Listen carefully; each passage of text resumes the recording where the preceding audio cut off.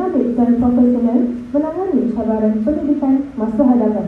Yang berbahagia, Datin Dr. Nurul Azam binti Osman, Pengarah Institut Pendidikan Guru Lektur Kampus Perempuan Melayu, yang berusaha Dr. Nurul Iman Najihah binti Muhammad Yahya, Pakar Bahasa dan Pensyarah Kanan di Fakulti Bahasa dan Komunikasi Universiti Kebangsaan Malaysia.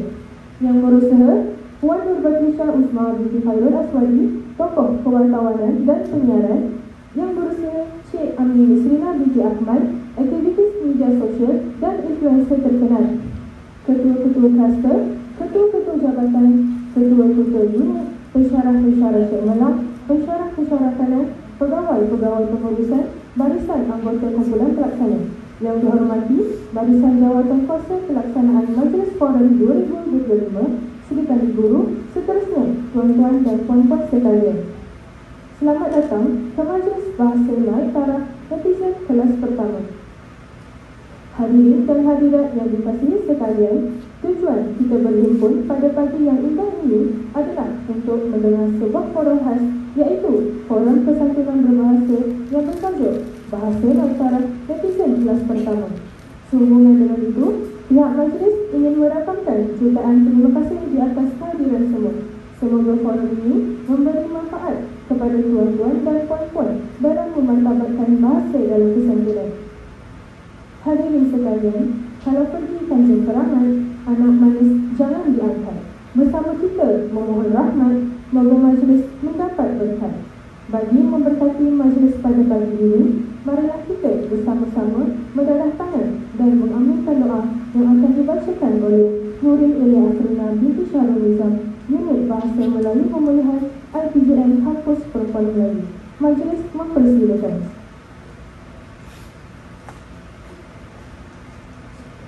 Al-Fatihah.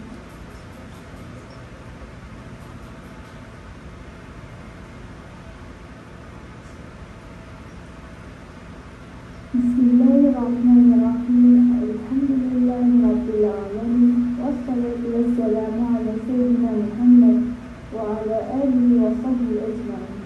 Ya Karim, sesungguhnya kami berhimpun pada hari ini bagi menyatakan kesyukuran di atas kurniaan yang tidak terhias. Jadikanlah kami hamba-hambamu yang sentiasa bersyukur sama ada nikmat yang sedikit, lebih-lebih lagi nikmat yang melimpah ruah kepada kami.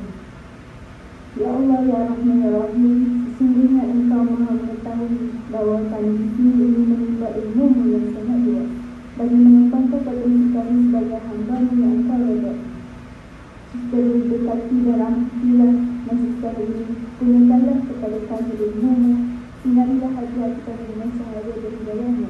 Semoga dengannya kami mudah menerima dan menghayati serta mengamalkannya. Ya Zaljalal wal Ikram, kurniakanlah jiwa kepada kami kesihatan anggota, kecerdasan hingga ketenangan jiwa, kekuatan semangat. Semoga dengannya kami mampu menghadapi cabaran, berdaya saing dan mampu mengangkat martabat diri, keluarga, masyarakat dan negara. Rabbana atina fid dunya hasanah wa fil akhirati hasanah wa qina adzabannar. Wassallallahu ala Muhammad wa ala alihi wa sahbihi wasallam. Walhamdulillahirabbil alamin.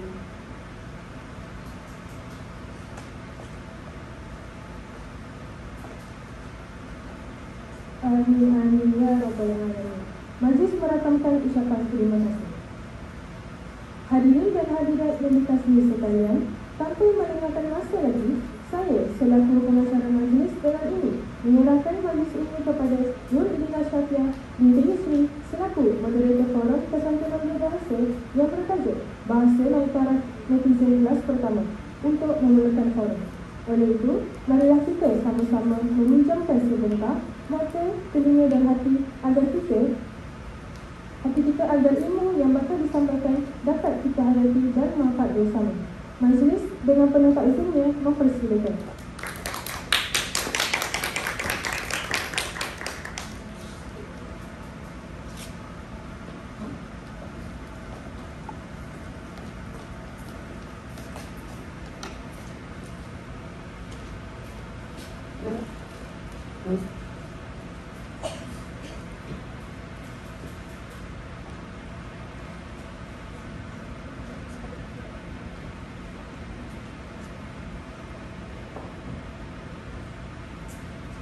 Assalamualaikum warahmatullahi wabarakatuh dan salam sejahtera. Terlebih dahulu, saya ingin merakamkan setinggi-tinggi penghargaan dan ucapan terima kasih kepada semua hadirin yang sudi bersama-sama dengan kami, sama ada hadir secara fizikal di dalam dewan ini maupun secara dalam talian. Kehadiran anda semua mencerminkan komitmen dan keprihatinan terhadap isu yang akan kita bincangkan bersama. Izinkan saya memulakan forum ini dengan serangkap pantun. Kalau terpijak pisau belati, tentu terluka teramat bisa. Bahasa yang cantik anugerah ilahi, berbudi bahasa pusaka bangsa. Baiklah, adakah kebebasan bersuara memberikan kita lesen untuk bercakap sesuka hati? Atau adakah ia datang bersama tanggungjawab yang besar? Inilah yang kita akan rumungkan bersama-sama dalam forum yang bertajuk Bahasa Naik Taraf Netizen Kelas Pertama. Tanpa kita mendengarkan lagi, saya akan memperkenalkan pilihan pertama kita dan saya akan menceritakan biodata beliau. Baiklah, beliau merupakan seorang pakar bahasa dan pensyarah di Fakulti Bahasa dan Komunikasi di Universiti Kebangsaan Malaysia UKM. Dia begitu aktif membicarakan isu linguistik dan kesantunan berbahasa dalam pelbagai platform ilmiah. Beliau sering menekankan peranan bahasa dalam membentuk jati diri bangsa. Sama-sama kita alur-alurkan Dr. Nurul Iman Najihah binti Muhammad Yahya.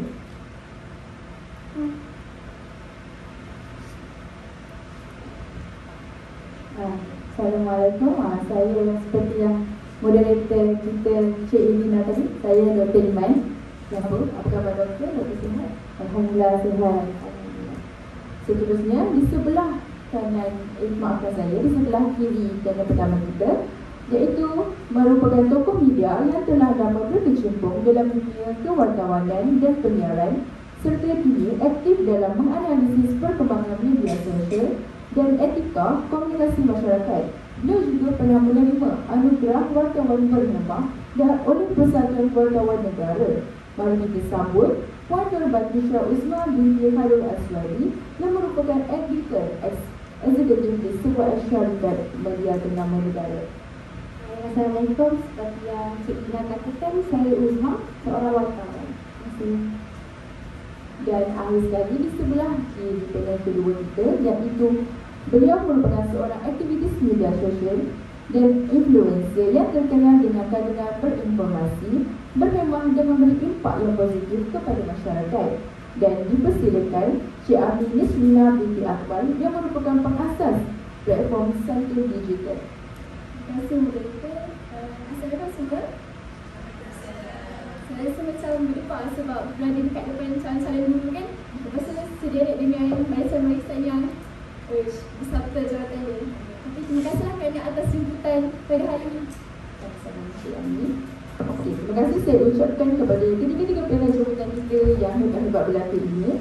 Kehadiran mereka hari ini pastinya akan memberi pandangan yang segar, mendalam dan menyeluruh terhadap tajuk yang kita akan bincangkan selepas ini. Hadirin sekalian, tanpa melengahkan masa lagi, mari kita memulakan sesi forum kita untuk persidangan pertama ini. Saya ingin mengajukan soalan kepada Dr. Nurul Iman Najihah.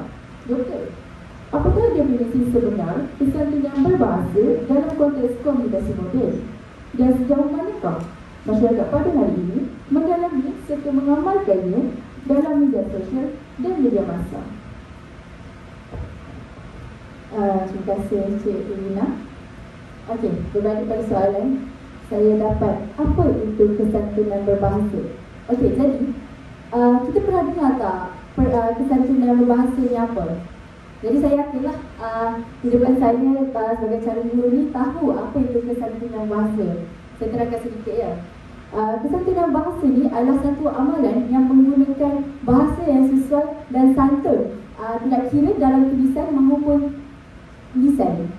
Jadi benda ni kita sebagai seorang masyarakat, seorang umat perlu gunakan kesantunan bahasa dalam kehidupan hari kita. Sebab apa? Sebab kita nak wujudkan suasana yang harmoni, yang bagus, yang sihat dan lain-lain lagi. Jadi sekarang ni kita ada dalam konteks moden kan. Okey, dalam konteks moden kita selalu gunakan media sosial sebagai penghubung kita. Jadi kesantunan berbahasa ni penting tak tak untuk kita gunakan dalam media sosial? Jawapannya penting. Sebab apa? Sebab dalam media sosial ni perkara yang kita sampaikan ni sangatlah pantas. Jadi benda ni dia boleh memberi impak yang sangat besar dalam kalangan kita dan orang lain. Sama ada kita akan menjatuhkan orang tu ataupun menaikkan lagi satu pihak tersebut. Okey, balik pada soalan kita tadi, sejauh mana masyarakat kita ni faham dan mengamalkan kesantunan bahasa dalam media sosial? Okey, bagi pendapat saya seorang doktor yang pernah mengajar juga pelajar-pelajar lain, dan saya boleh lihat banyak tindakan ataupun perbuatan pelajar yang dapat meningkatkan lagi tentang kempen kesedaran kesantunan bahasa ni, lagi-lagi pula di dalam media sosial. Jadi saya dapat konklusikan bahawa sebenarnya ada je lagi kesedaran dan kesedaran kesantunan bahasa dalam pihak masyarakat ini meningkat. Saya boleh buat konklusinya begitulah, meningkat sebab apa? Banyak yang saya katakan tadi, banyak pelajar dah menyiarkan di sosial media seperti Instagram, Facebook dan lain-lain. Dan dari situ kita boleh nampak pelajar ni juga penggerak untuk memperkasakan lagi kesantunan bahasa ni. Okey, tapi takkanlah kita nak buat konklusi semua terus kita nak cakap pihak ni akan terus meningkat, kesantunan berbahasa ni terus meningkat. Tak boleh cakap situ. Saya boleh katakan yang segelintir juga yang menafikan benda ni. Macam ada segelintir pihak pun mereka tak ada kesedaran diri lagi, mereka tak ada sifat empati lagi dalam diri mereka untuk mengaplikasikan kesantunan bahasa dalam media sosial. Jadi kat sini kita boleh nampak sebenarnya ada je setengah masyarakat pihak yang dia mengambil berat tentang kesantunan bahasa dalam media sosial ataupun tidak. Jadi kalau kita tengok kan dekat media sosial ni, antara orang yang tak bertanggungjawab untuk menggunakan maafkan saya, yang tak bertanggungjawab untuk menggunakan kesantunan bahasa ni, mereka selalunya menggunakan bahasa kesat. Selain itu boleh menyebabkan fitnah dan boleh menjatuhkan mana-mana pihak lain. Jadi sebagai penyelesaiannya, kita sebagai bakal guru di depan saya ni sebenarnya boleh lagi menggerakkan untuk tekankan lagi apa yang ada dalam kesantunan bahasa yang boleh diterapkan lagi kepada pelajar dan pendidikan-pendidikan lain. Jadi sebelum ni pun ada juga saya pernah terlibat dalam mengubal undang-undang. Di situ adalah undang-undang sedia ada seperti Akta Komunikasi dan Multimedia 1998. Perkara ini pun kita kena perkasakan lagi supaya apa? Supaya masyarakat kita sekarang ni lebih mengambil berat tentang perkataan yang kita gunakan di media sosial. Jadi marilah kita sama-sama untuk perkasakan lagi kesantunan bahasa dalam media sosial, bukan sahaja di berhadapan secara lisan, maupun kita perlulah gunakan tulisan kita dengan sebaik mungkin. Terima kasih kepada Dr. Nurul Iman atas penjelasan yang begitu mendalam, dan saya tertarik dengan apa yang Dr. Iman cakapkan tadi, bahawa bakal-bakal guru yang di hadapan kita ini adalah penggerak kepada insan-insan yang berada di luar sana sebagai contoh model kepada pelajar-pelajar di sekolah. Baiklah, seterusnya saya ingin menanyakan soalan kepada Puan Nur Patricia Usma. Puan, sebagai seorang tokoh dalam bidang kewartawanan dan penyiaran ini, pastinya Puan amat adil dalam peranan media massa dan mempengaruhi nilai bahasa masyarakat. Baiklah, soalannya, berdasarkan pengalaman Puan dalam bidang kewartawanan ini, bagaimanakah pihak media memainkan peranan dan mengekalkan kesantunan bahasa ketika menyampaikan maklumat kepada masyarakat? Baik, sebelum saya bagi kepada soalan yang ditanya, saya ingin ucapkan terima kasih dahulu kepada Cik Edina kita yang cantik pada hari ini. Baiklah, apabila kita menyebut berkenaan dengan peranan media massa, saya yakin bahawa di depan saya ini iaitu bakal-bakal pendidik menggunakan media massa betul untuk mencari maklumat. Jadi, media massa ini berperanan sebagai sumber rujukan utama kepada masyarakat untuk memperoleh maklumat. Misalnya, apabila kita mencari maklumat melalui televisyen, televisyen, radio maupun di platform digital, kita bukan hanya akan mendapat maklumat itu perkara yang kita cari sahaja. Kita akan memperoleh juga maklumat secara meluas. Contohnya, apabila kita mencari maklumat berkenaan dengan gaya bahasa ataupun kehidupan masyarakat di Malaysia, di dalam maklumat tersebut, kita akan tahu bagaimana cara kehidupan mereka, prinsip masyarakat Melayu. Jadi, melalui maklumat yang diterima itu, secara tidak langsung, media masa ini mendidik kita untuk cara bertutur, iaitu berkomunikasi dengan cara lebih beradab. Namun, media masa juga berperanan sebagai teladan kepada masyarakat, di mana apa jua ataupun apa sahaja yang dituturkan oleh wartawan maupun penulisan yang ditulis oleh wartawan akan diikuti oleh setengah pihak, terutamanya dalam generasi muda pada masa kini. Seperti kita tahu bahawa pada masa kini, generasi muda ini suka untuk mengikut trend terkini, cara bahasanya, perilakunya. Jadi semua mereka rujuk dalam sumber media sosial inilah. Jadi media sosial ini berperanan sebagai memberi contoh kepada mereka. Misalnya, apabila mereka melihat seorang wartawan itu menggunakan gaya bahasa ataupun kesatuan bahasa dalam tutur kata dia, secara tidak langsung akan mendidik masyarakat itu untuk mengaplikasikan kesatuan bahasa itu dalam diri mereka. Berbanding apabila mereka mendengar di media sosial dengan menggunakan perkataan yang besar, yang menunjukkan negatif, mereka akan ikut perkataan atau gaya bahasa yang kasar itu dalam diri mereka. Seperti yang kita lihat sekarang, budak-budak masa kini, mereka tidak gemar untuk menggunakan bahasa-bahasa kesat walaupun dengan ibu bapa mereka sendiri.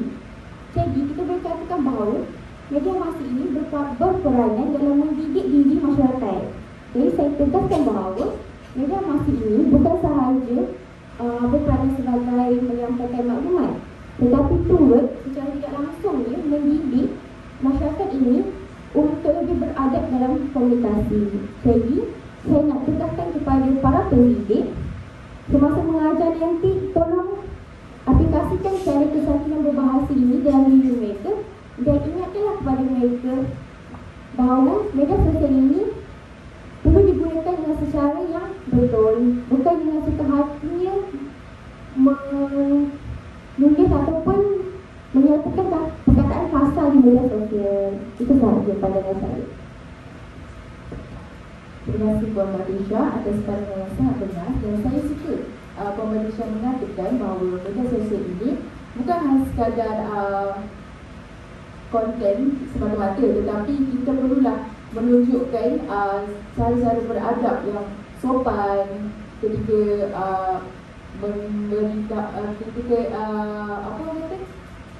membuat sesuatu konten di media sosial tersebut. Baiklah, kini saya ingin beralih kepada soalan untuk panel ketiga kita. Baiklah Encik, sebagai seorang influencer dan pengguna aktif di media sosial, pastinya lebih dekat dengan gelitan nadi netizen. Jadinya, soalan saya sebagai pengguna aktif media sosial, bagaimanakah Encik melihat trend penggunaan bahasa dalam kalangan netizen pada hari ini? Adakah ia menunjukkan kemerosotan dari segi adab dan tata susila? Terima kasih kerana kita pada hari ini. Saya sebagai influencer sendiri, saya rasa saya dah berkecimpung dalam dunia ni agak lama lah untuk saya sedar macam mana trend ataupun orang kata cara komuniti dalam ni bercakap menggunakan bahasa. Saya boleh kata segelintir besar gunakan perkataan yang bermacam-macam. Yang pastinya selangor adalah campuran bahasa Melayu dan bahasa Inggeris. Itu memang kita tak dapat tapis. Tapi yang paling teruknya ialah bila kita ni dah mula gunakan bahasa-bahasa yang kesat, sesuka hati menuturkan maki-makian, sarkastik, nak menegur orang pun dengan cara yang tak bertapis. Itu saya sedarlah. Dan saya rasa benda ni tak patut dinormalisasikan. ada segelintir netizen dia kata, alah biasalah netizen ni mulut dia, kita tahu macam mana.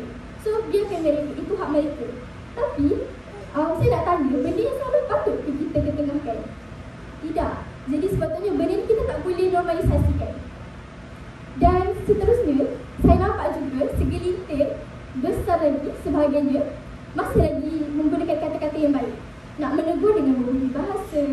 Dan mereka juga kalau nak memposting sesuatu, ada yang gunakan bahasa, ada yang gunakan pantun, masih lagi mengetengahkan kesatuan bahasa dalam bahasa Melayu lah. Itu baguslah. Jadi saya nak juga cakap macam mana dia atas diri kita sendiri. Okay? Setengah orang kalau dia nak cakap bahasa yang tidak bertapis, okey, itu hak dia. Setengah orang lagi kalau kita rasa, oh, ini tak betul, aku boleh tapis lagi benda ni dengan lebih baik lagi, okay, itu hak dia juga. Jadi saya nak cakap apa yang saya boleh lihat lah, semua kita tahu kita ada filter kan, kalau tak kat gambar. Kalau kita boleh filter muka kita sebelum posting, boleh tak saya minta satu je, kita filter juga bahasa kita sebelum kita mengeluarkan sesuatu perkara. Itu pendapat saya. Terima kasih. Terima kasih kepada Encik Ami atas pandangan yang sangat bernas. Dan saya suka Encik Ami cakap tadi bahawa bukan muka je kita kena filter, bahasa juga kita kena filter juga supaya kita menjaga perasaan orang lain, supaya orang lain tidak tersinggung dengan kata-kata kita. Baiklah, terima kasih kepada semua panelis atas pandangan yang sangat berminat seperti tadi. Daripada penjelasan yang telah diterangkan, jelas bahawa kesantunan berbahasa merupakan elemen yang penting dalam komunikasi moden, sama ada di sosial maupun di bidang bahasa.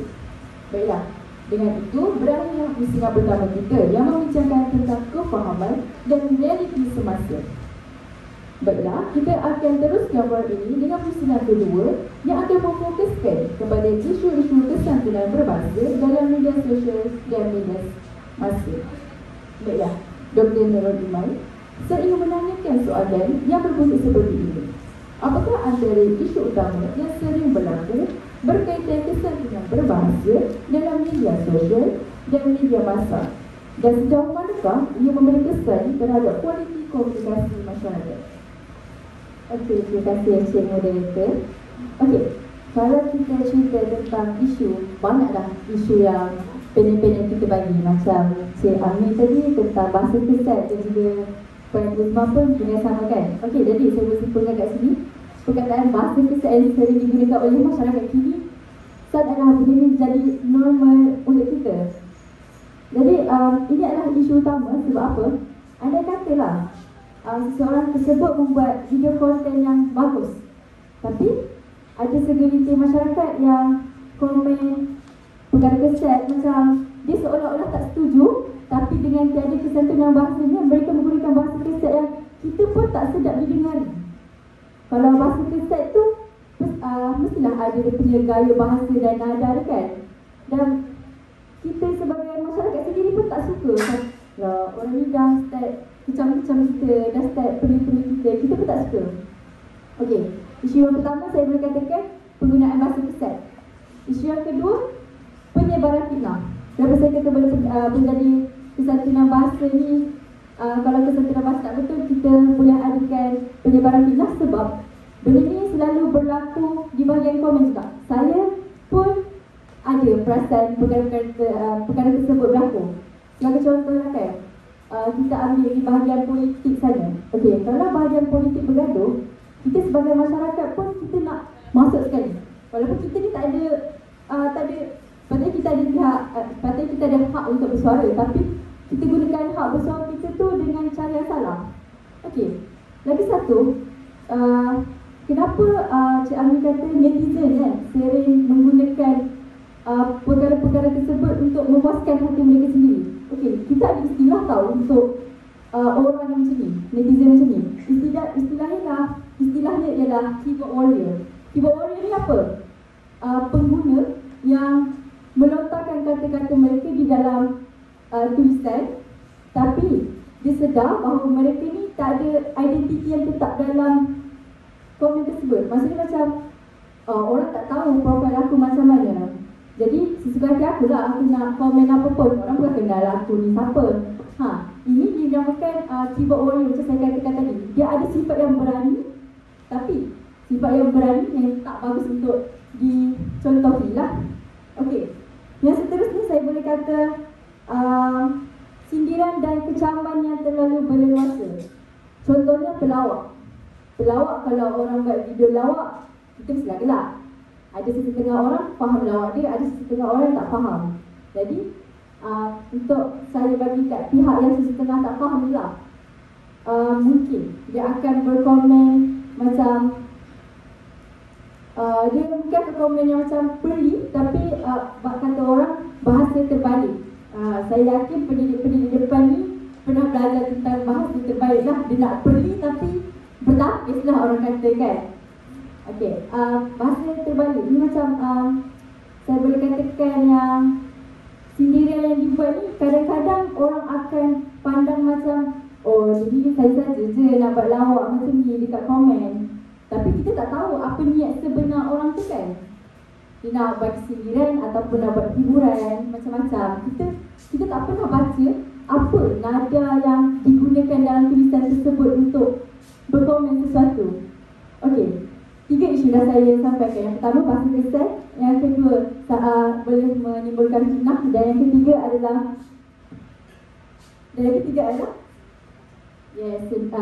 sindiran dan kecaman. Okey, dalam banyak-banyak ni takkanlah tak bagi kesan dekat masyarakat kan? Mesti bagi kesan. Okey, kesan ni kita boleh nampak sangat jauh. Antaranya ialah kita akan mencerminkan siapa diri kita yang sebenarnya. Okey, saya yakin dan percaya bahawa awak semua pernah dengar satu kata-kata ni. Apa yang kita tulis, apa yang kita cakap, itu adalah hati kita. Mustahil hati aku baik. Aku saja je tulis macam ni. Mustahil percaya sangat saya. Kalau awak gunakan bahasa kesan, itu adalah hati awak. Kalau awak gunakan bahasa baik, itu pun hati awak. Jadi berhati-hati dalam menulis dan berbahasa. Okey, bukan itu je. Kita boleh nampak kualiti komunikasi dalam masyarakat. Saya boleh katakan kalau terlalu banyaklah bahasa kesan dalam perbualan kita. Contohnya, andai kata warga saya, Puan Uzman, saya contohnya, bodoh lah kau ni. Sedap tak untuk didengar ni?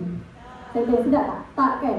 Okey, saya tanyalah pandangan. Kalau ada dekat situasi macam tu, awak akan simpulkan itu adalah situasi yang toksik ataupun sehat? Toksik kan? Contoh, saya kata dekat Puan Uzman ni, bodoh lah kau ni. Uzman pun, alah kau pun sama barangnya. Suka tak?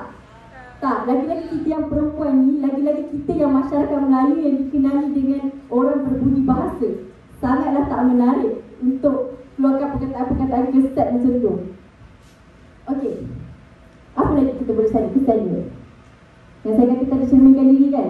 Okey, anda kata kita ni bukan je antara kita dengan masyarakat kita je. Ada juga di kalangan kita ni yang jenis suka bercakap dengan orang antarabangsa sana. Siapa kat sini ada orang kawan luar negara sana?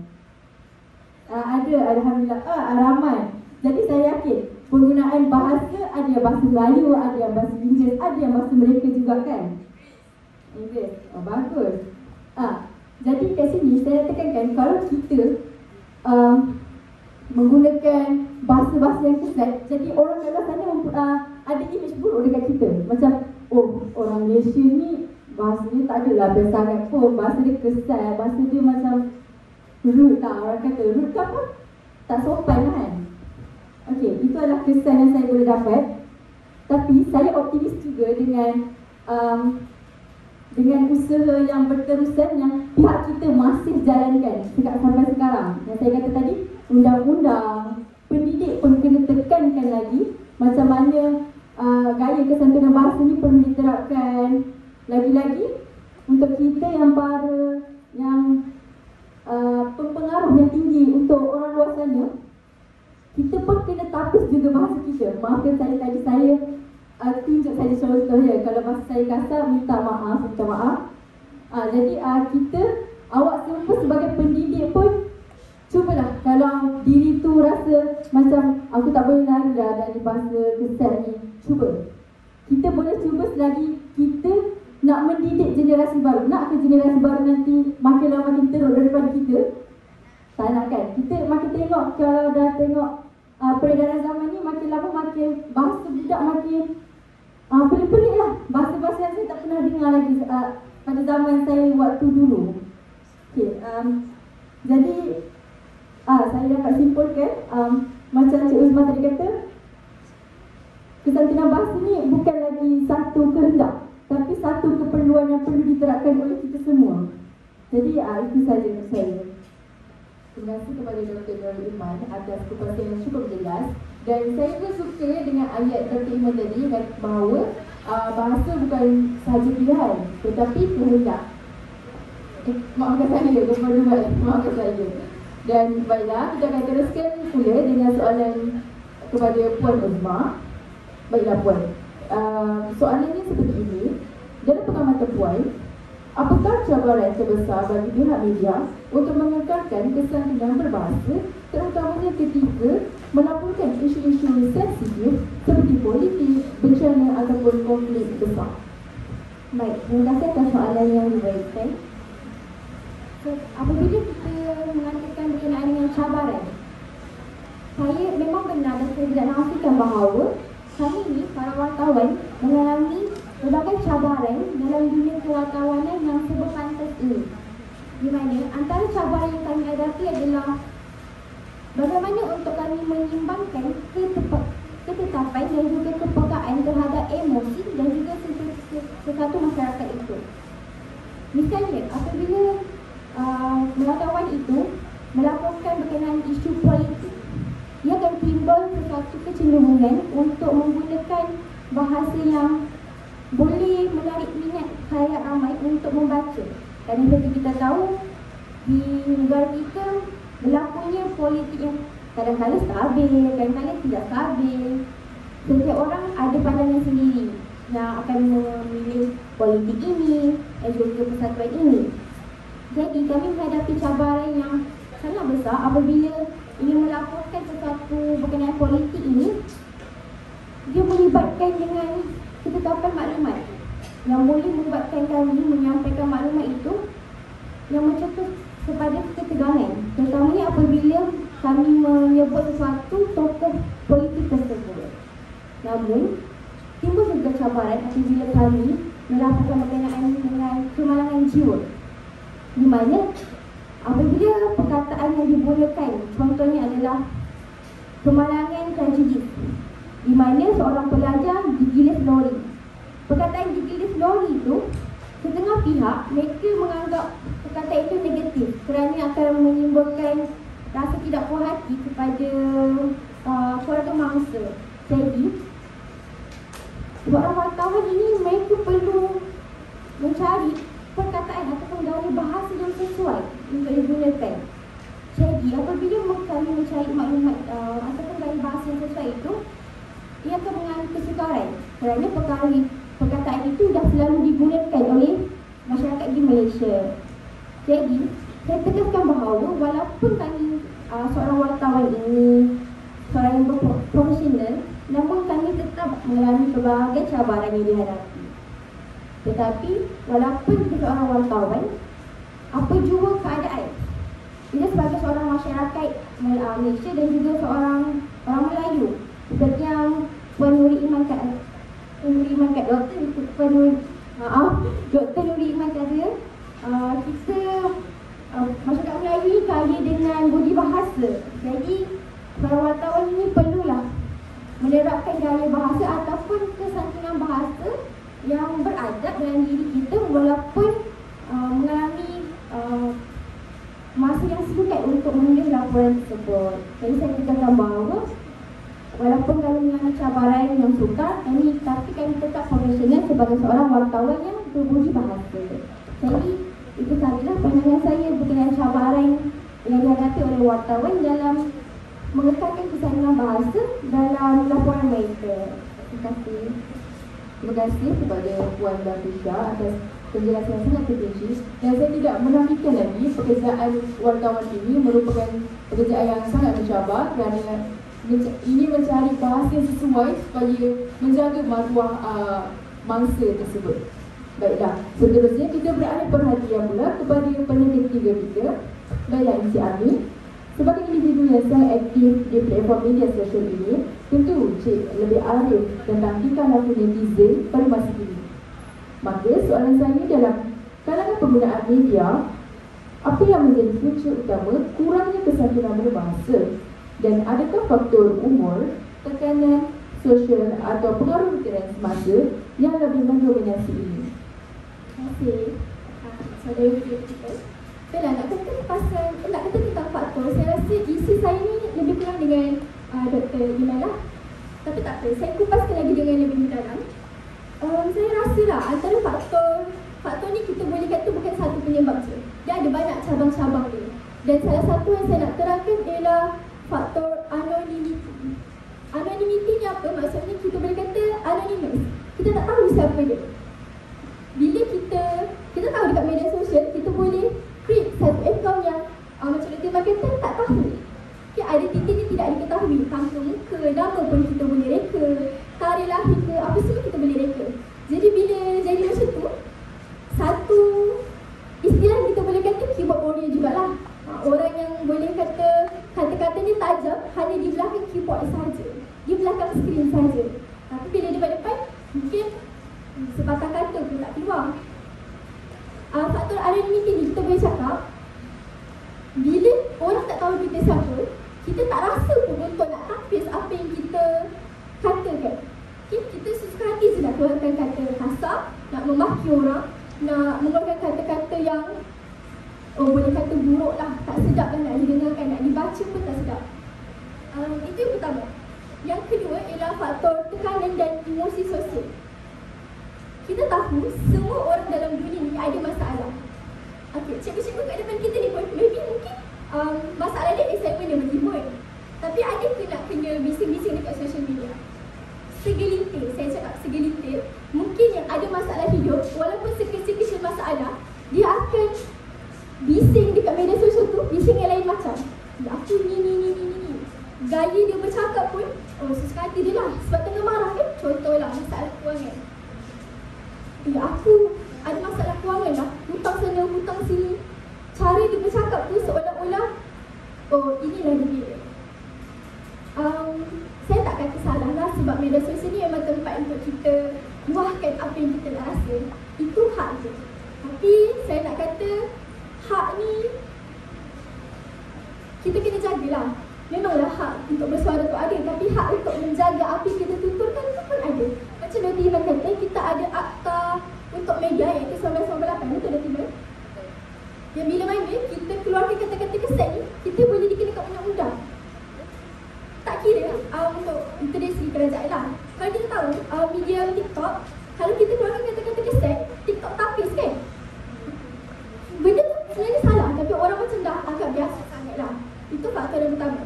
Faktor yang kedua. Faktor yang ketiga ialah faktor trend semasa. Ini sangat terkenal lah dengan kalangan-kalangan Gen Z, kita boleh katakan. Sebab apa? Kita tahu semua orang ni nak jadi content creator, budak-budak sekarang. Okay, nak cepat famous, mereka buat apa? Up satu content, tapi dengan cara memprovok orang. Contoh. Pergi sekolah buat handphone. Katanya macam style lah kan, up sana sini apa semua. Lepas tu gunakan bahasa-bahasa yang boleh trigger lagi orang yang menengok ni. Rasa macam apa ni? Apa yang budak-budak ni buat kan? Lagi satu ialah roasting. Tahu kan roasting kan? Saya rasa budaya ni macam tak patut lah, lagi budak zaman sekarang. Saya boleh kata semua ni budak-budak ni buat untuk nampak Kalau bertapis ni macam lembik lah bahasa dia, baik berterus terang, tanpa apa orang kata, menjaga hati perasaan, barulah boleh lagi viral, lagi trend, lagi banyak like. Itu dah budak-budak sekarang kita, betul tak? Lagi sakit, lagi sensitif, lagi benda tu boom. Itu satunya lah. Tapi saya nak cakap balik macam yang saya cakap waktu seksi pertama, benda ni semua berbalik pada diri kita sendiri. Kalau kita rasa kita, macam mana nak cakap kalau rasa kita ni nak menjaga adab, tuturkan dengan cara yang beradab juga. Nak tegur pun ada adab dia, nak memposting pun ada adab dia, semua ada adab dia. Dan kita kena ikutlah sebab kita ni orang Melayu kan, tak kisahlah Melayu ke Cina ke India ke, dekat media sosial ada adab dan had dia masing-masing. Tak boleh nak sesuka hati, buat ikut suka hati dia.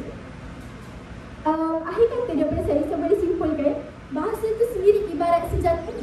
Kita ni kalau kita guna senjata tanpa tapisan ataupun tanpa berhati-hati, kita akan cederakan pihak lawan kita tanpa sengaja, betul tak? Jadi jagalah bahasa kita ni macam kita jaga senjata, supaya kita tak menyakiti hati orang lain, tapi kita sedar. Itu saja dari saya. Saya tak menurut saya. Terima kasih Encik Abi, sangat menjawab soalan mak saya. Dan bahasa ni betul apa yang Encik Abi katakan, bahasa merupakan senjata kita sendiri. Kerana kalau kita tidak menjaga senjata kita dengan betul-betul, mungkin kita akan melukai hati masing-masing ataupun melukai hati kita sendiri juga. Dan terima kasih juga kepada semua panelis kita yang sangat berinformatif ini. Sekarang kita sudah sampai ke pusingan terakhir, di mana soal jawab kita selepas ini akan melibatkan penonton-penonton di hadapan kita, dan sesi soal jawab yang di mana penonton-penonton yang tidak panelis kita tidak menjawab soalan dan sering berlega-lega lagi soalan yang ingin menanyakan kepada panel ini, bolehlah menanyakan soalan.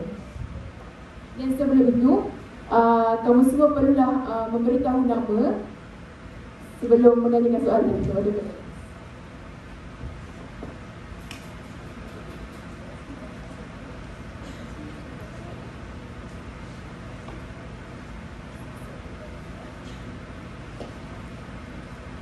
Saya nampak yang belakang sana tu.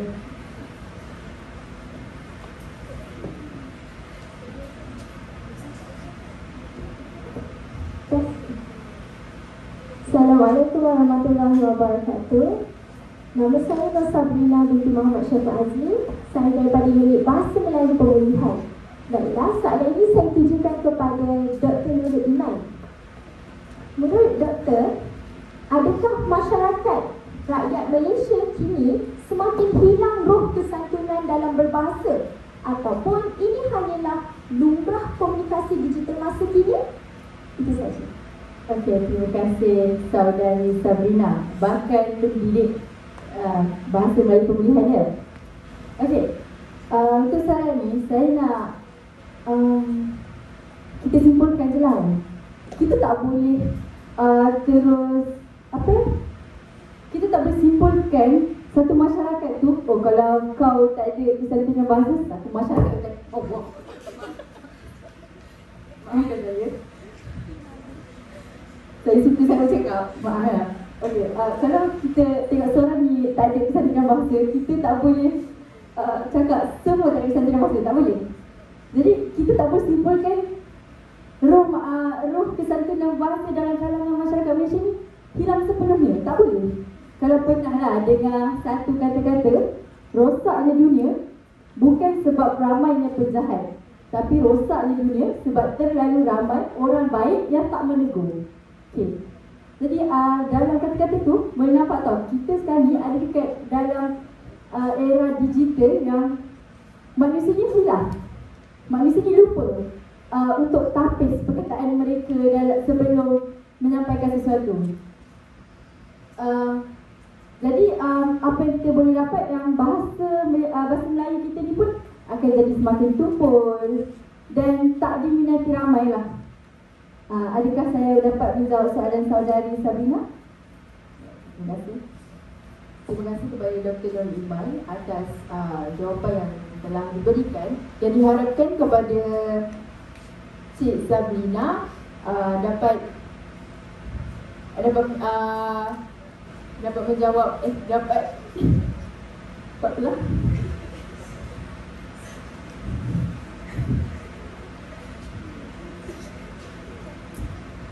seterusnya kita akan menanyakan lagi kita akan mengajukan lagi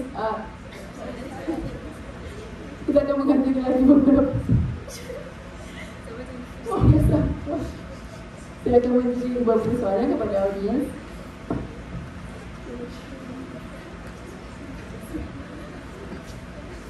Baiklah. Assalamualaikum warahmatullahi wabarakatuh. Nama saya Siti Nurhaliza dari Unit Bahasa Melayu Pemulihan.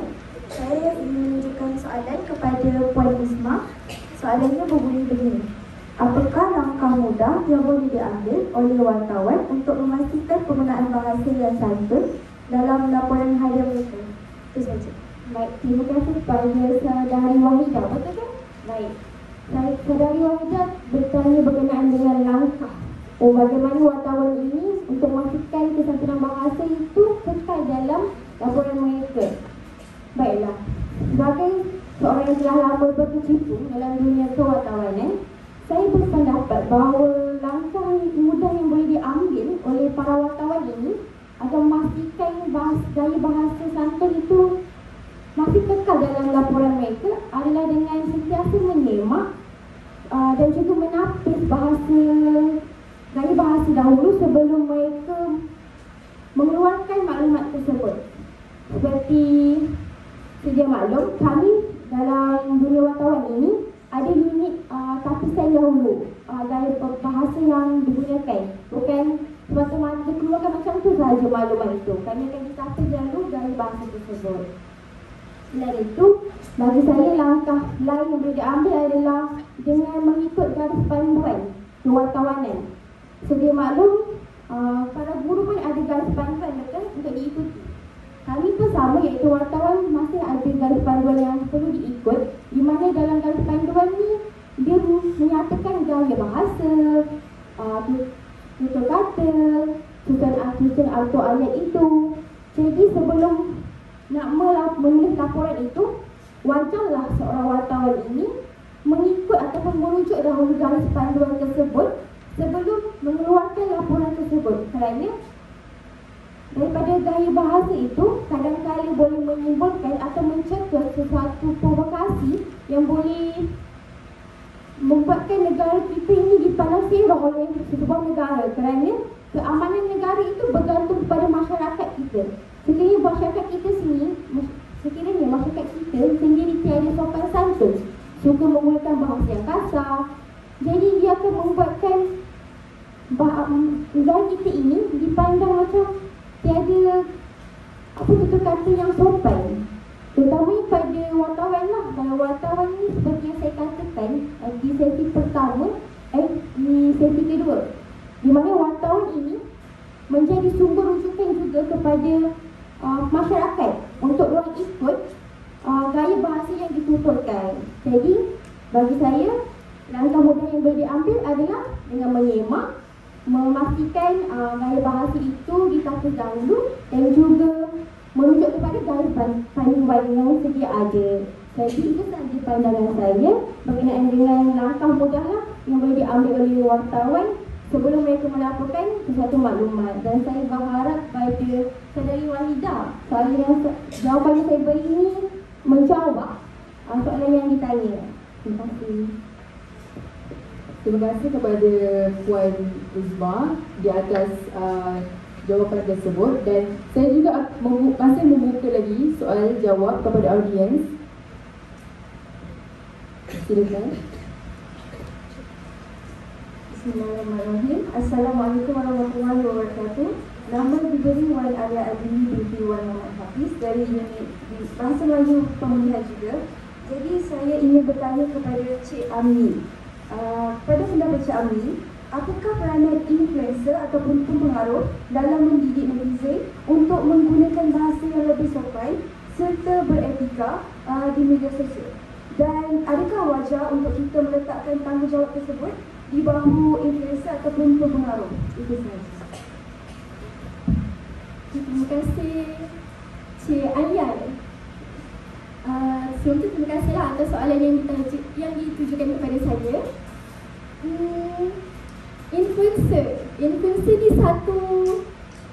saya rasa satu jawatan yang besar juga sebenarnya di dunia media sosial ni. Sebab kalau kita tengok macam senang-senang kita jadi influencer kan, tapi tak, sebenarnya apa yang kita posting, apa yang kita sebarkan, semuanya menjadi ikutan. Dan lagi saya tahu mesti setiap daripada kita ni ada influencer yang kita minat, betul tak? Dan kalau boleh apa yang dia buat mesti kita nak ikut sama juga. Jadi kalau dia buat perkara-perkara yang tak enak lah untuk dicontohi, habislah dia punya fans-fans tu mesti nak ikut juga. Tapi kalau kita ni jadi influencer yang baik budinya, memposting perkara-perkara yang baik, mengajak lagi orang-orang untuk melakukan perkara yang baik-baik, insya-Allah dia punya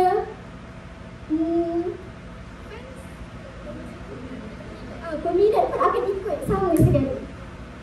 So, berbalik pada soalan, adakah patut letakkan satu tanggungjawab yang besar di atas bawah influencer? Betul tak, Cik? Puan agak Cik Ayah. Okay, baiklah.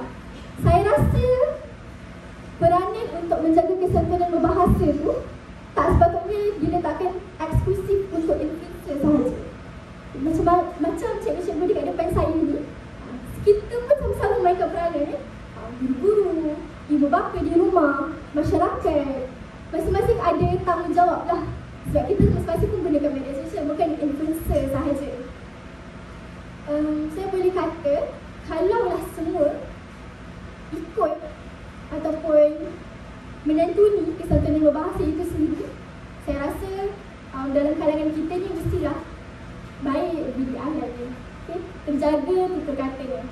Tapi untuk menjawab soalan, saya rasa ialah sebagai influencer di media sosial kan, saya ambillah tanggungjawab tu di atas bahu saya juga untuk mungkin lepas ni lebih berhati-hati ketika saya ingin membuat apa-apa perkara, sebab saya tahu di dunia luar banyak lagi mata-mata yang akan memerhati kita. Kita ni influencer, pempengaruh. Kita yang akan mempengaruhi orang dan sepatutnya kita ni akan mengajak orang ke arah yang lebih baik lagi. Dan saya rasa juga, saya percaya kalau lebih ramai content creator ataupun pempengaruh di luar sana sama-sama ada matlamat, visi dan misi macam ni, kita tak perlu risaulah untuk ke depannya. Dan saya nak mengajak lagi lah ramai-ramai influencer di luar sana. Ini latih. Saya nak mengajak lagi ramai lagi influencer di luar sana untuk sama-sama menjaga adab, menjaga tata susila kita bila berbicara ataupun dalam apa jua perkara yang kita buat. Itu saja. Saya nak menjawab soalan. Diharapkan kepada audiens yang menanyakan soalan tadi dapat menjawab soalan tersebut. Dan terima kasih sekali lagi kepada semua peserta yang telah mengajukan soalan yang sangat menarik dan relevan. Dan saya juga ingin mengucapkan ribuan terima kasih kepada pendidik kita yang hebat-hebat belaka ini kerana telah memberikan pandangan dan memberikan langkah-langkah ataupun cabaran ataupun kesan kepada audiens kita. Dan alhamdulillah kita telah pun tamat forum yang sangat bermakna pada hari ini. Dan sepanjang sesi tadi yang boleh saya simpulkan adalah kesantunan berbahasa ini sangat penting dalam kehidupan kita, dan kesantunan ini dapat menunjukkan imej diri kita dan juga menunjukkan tingkah laku kita.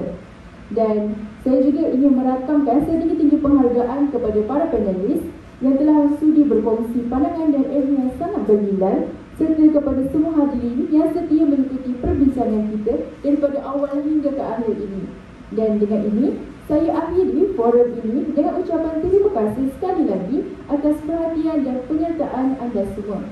Semoga perbincangan pada hari ini memberi manfaat dan memberi impak yang positif kepada kita semua sebagai komuniti yang bertamadun. Dan sekian, wabillahi taufiq wal hidayah. Wassalamualaikum warahmatullahi wabarakatuh dan selamat sejahtera.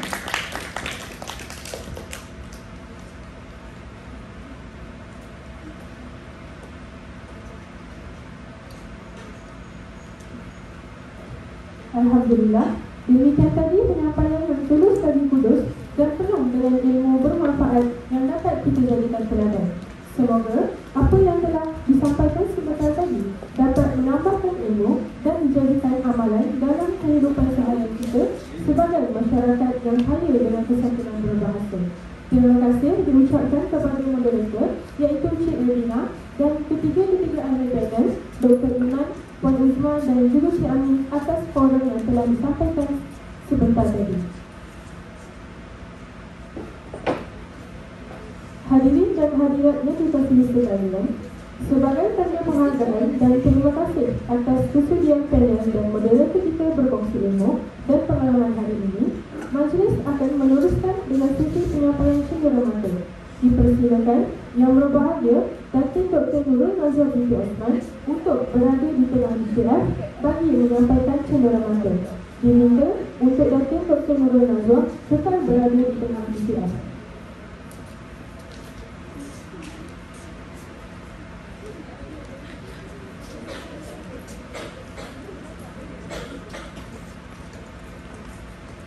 Dengan hormatnya, dijemput Dr. Nurul Iman Nazihah binti Muhammad Yahya untuk menerima penyampaian cenderamata.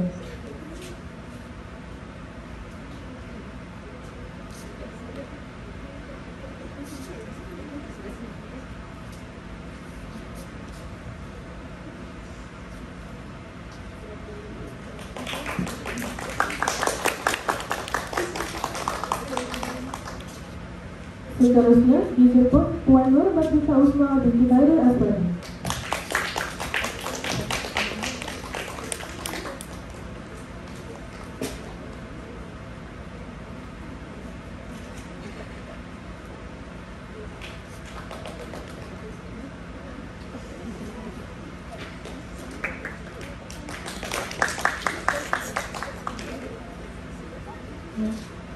Kemudian dengan hormatnya dijemput Cik Amni Misrina binti Asman.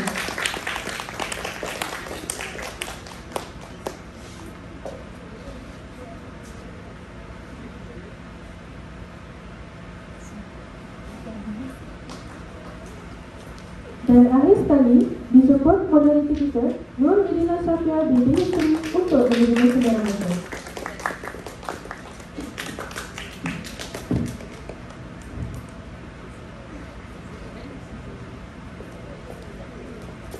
Bagi melengkapkan kembali majlis kita pada hari ini, dengan segala hormatnya, saya mempersilakan Yang Berbahagia Datin Dr. Nurul Nazwa, Pengarah Institut Pendidikan Guru Malaysia Kampus Perempuan Melayu untuk menyampaikan ucapan penutupan. Dipersilakan.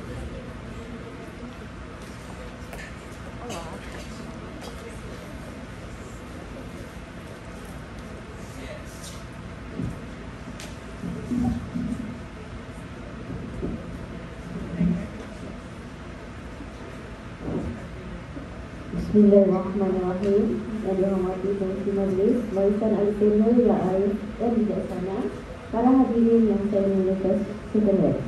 Terlebih dahulu, saya ingin melafazkan ucapan terima kasih atas kesediaan pihak media memberikan saya ruang untuk menyampaikan sepatah dua kata bagi menutup forum kita pada hari ini. Setinggi-tinggi penghargaan juga saya ucapkan kepada semua yang terlibat dalam menjalankan forum yang cukup bermakna ini. Bagi mengakhiri majlis forum pada hari ini, saya ingin melafazkan setinggi-tinggi penghargaan dan ucapan tahniah kepada pihak penganjur atas penganjuran program yang begitu berinformasi dan berispat tinggi ini. Forum bertajuk Bahasa Naik Taraf Netizen Kelas Pertama bukan sahaja membuka ruang wacana yang bernas tentang penggunaan bahasa yang betul dalam alam maya, malah turut mengajak kita semua merenung peranan penting bahasa sebagai cerminan jati diri bangsa. Sebagai netizen yang bertanggungjawab, kita perlu sedar bahawa penggunaan bahasa yang sopan, beradab dan bermutu tinggi mencerminkan tahap pemikiran serta nilai peribadi kita sebagai masyarakat yang bertamadun. Saya berharap segala input dan buah fikiran yang telah dikongsi oleh para panel akan terus memberi inspirasi, khususnya kepada generasi muda untuk menjadikan bahasa bukan sekadar alat komunikasi, tetapi juga sebagai medium yang memperkukuh integriti dan kepribadian dalam dunia digital.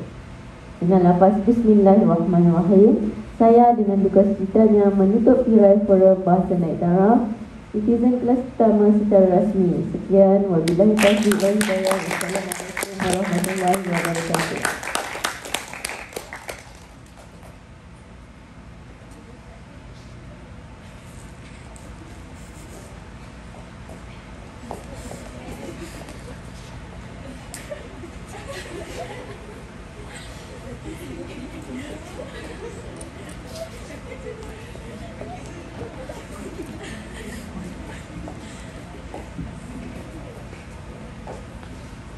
Terima kasih saya ucapkan kepada Yang Berbahagia Datin Dr. Nurul Nazwa binti Osman atas ucapan penutupan sebentar tadi. Diminta untuk Yang Berbahagia Datin Dr. Nurul Nazwa binti Osman bergerak ke bahagian tengah DPF untuk menerima saudara mata daripada Pengerusi Jawatan Kuasa Pengelola Majlis Pelaksanaan Forum 2025 Unit Bahasa Melayu Pemilihan bagi menghadirkan Majlis Forum pada pagi ini.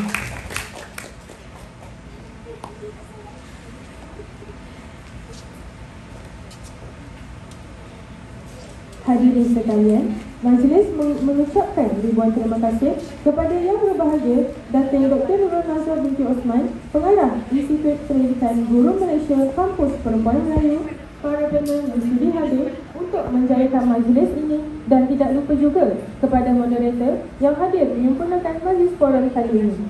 Jawatan Kuasa Pengelola Majlis Pelaksanaan Forum 2025, semua pensyarah dan staf bukan akademik IPG KPM Kampus Perempuan Melayu yang terlibat secara langsung atau tidak dalam majlis ini. Merdu bertingkah alunan suara, kadang tak sedar tersilap kata, ada terlanjur patah bicara, seikhlas hati kemaaf bayu pinta. Kami mengambil kesempatan ini untuk memohon ampun dan maaf seandainya terdapat tutur kata dan ungkap bicara yang menyinggung hati dan jiwa sepanjang kami menerajui majlis. Sesungguhnya, yang baik itu datang daripada Allah Subhanahu Wa Taala dan yang lemah itu datang daripada kegelapan kami sendiri. Kita akhiri majlis ini dengan tasbih istighfarah dan surah Al-As.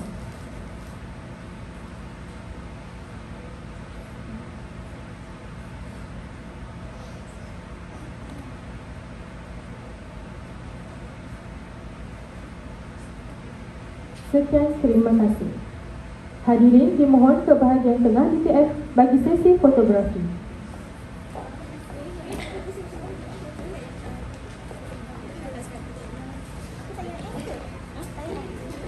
Tak payah kot.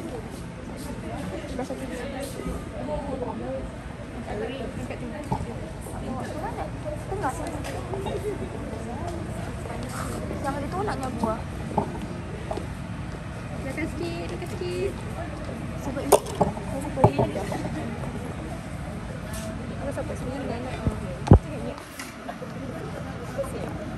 Susun. Saya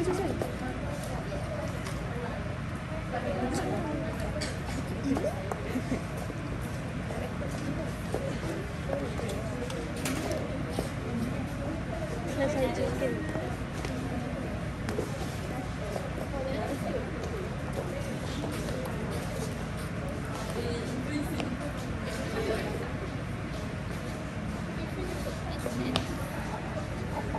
Kak, boleh sambung ni tak? Boleh shot. Mana dia punya ni? Ada dekat dapur tu. Oh, tak ada shot eh? Boleh. Tapi kat dapur tak aku cabut. Tak. Yang satu. Turun. Nak ambil gambar? Sekejap Masuk lah.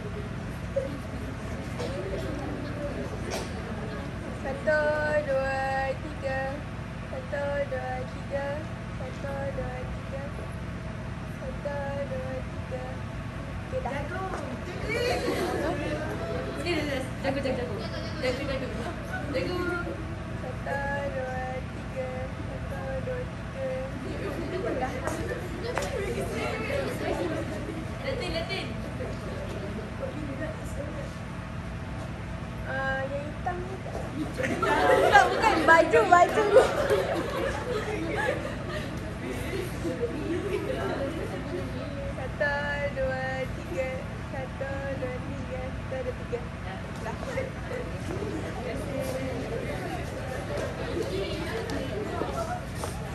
Terima kasih.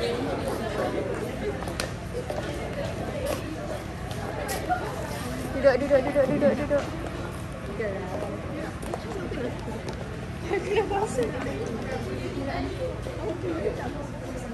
Mengumumkan perolehan keluar barisan tetamu kehormat.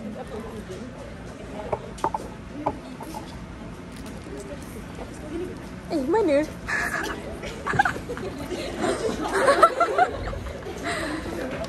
Majlis bersurai.